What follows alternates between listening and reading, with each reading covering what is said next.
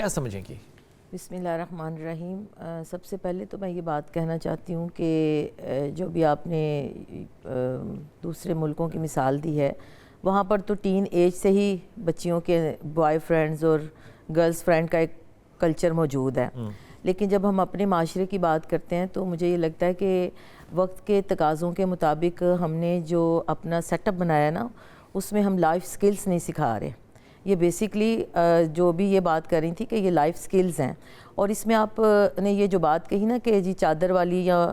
پردے والی خاتون ہے، کیونکہ ہمارا کلچر تو یہی ہے نا، چادر اور پردہ ہی ہمارا کلچر ہے، تو پھر اس میں چادر اور پردے کے کلچر کے اندر اگر اس طرح کی چیزیں ہو رہی ہوتی ہیں تو وہ یہ ہے کہ بنیادی طور پر جو خاندانی سسٹمز ہیں، پہلے یہ ہوتا تھا کہ اگر ایک خاندان کے اندر ایک خاتون ہے تو وہ خاندان کے سیٹ اپ کے اندر رہ رہی ہے، تو اگر اس کا شوہر اس کی تعریف نہیں کرتا تو اس کا سسر اس کی تعریف کرتا تھا کہ یہ میری بہو بڑی اچھی خدمت گزار ہے، تو وہ جو اس کی جذباتی اس کو نیڈ تھی وہ وہاں سے پوری ہو جاتی تھی۔ اور اگر وہ اپنے خاندان کو لے کر چلتی تھی، جیسے ابھی آپ نے مثال بھی دی کہ اس سے رائے لی جاتی تھی کہ بھائی یہ رشتہ کرنا ہے تو آپ بتائیں، کوئی فوت بھی ہو گئی تو اس میں یہ جو کمبائنڈ فیملی کا سسٹم تھا جس میں سسر تعریف کرتا تھا، یہ سسر نے توڑا؟ نہیں، سسر نے نہیں توڑا، توڑا تو عورت نہیں۔ دیکھیں، جو جب آپ کے یعنی کہ ہماری جو سمجھے کہ معاشرے کے اندر ایک ریولوشن آ گیا، ایک تبدیلی آ گئی کہ جی اب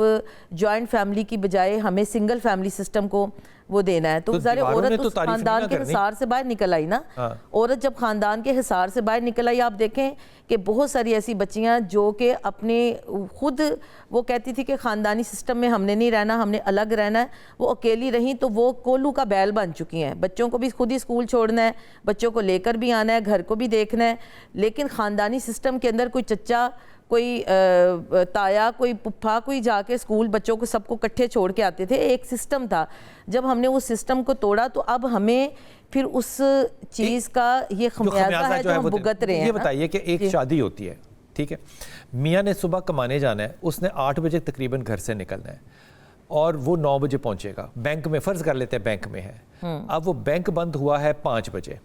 وہ تقریباً 6:30 کے قریب گھر آئے گا، وہ مرا ہوا ہونا چاہیے کہ نہیں ہونا چاہیے؟ مجھے بتائیں۔ ظاہری بات ہے وہ مرا ہوا ہونا چاہیے، تھکا ہوا ہوگا، بالکل۔ اب اس شخص سے ایکسپیکٹیشن کرنی یہ کہ وہ 2 گھنٹے مجھے الگ سے دے، یہ تقریباً ناممکن ہے اس دنیا کے اندر۔ بلال بھائی، میں یہی تو بات کہہ رہی ہوں، یہ جو وقت والی بات ہے مجھے سمجھائیے کہ یہ وقت کیسے دینا ہے؟ وقت والی بات جو ہے نا وہ آپ کی ٹھیک ہے کہ وہ، لیکن یہ عورت کی بھی ایک ٹریننگ ہوتی تھی، اس کی ایک تربیت ہوتی تھی۔ اب آپ کو منظر یہ نظر آتے ہیں کہ شوہر گھر آیا تو بیوی پانی کا گلاس لے کے کھڑی ہے، نظر آیا کبھی آپ کو یہ منظر؟ میں نے تو اپنی زندگی میں نہیں دیکھا نا، تو یہ منظر ہماری ماؤں نے تو ایسے ہی کیا تھا، ہماری چچیوں نے تو ایسے ہی کیا تھا، ہم نے تو خود دیکھا ہے کہ ہماری پورے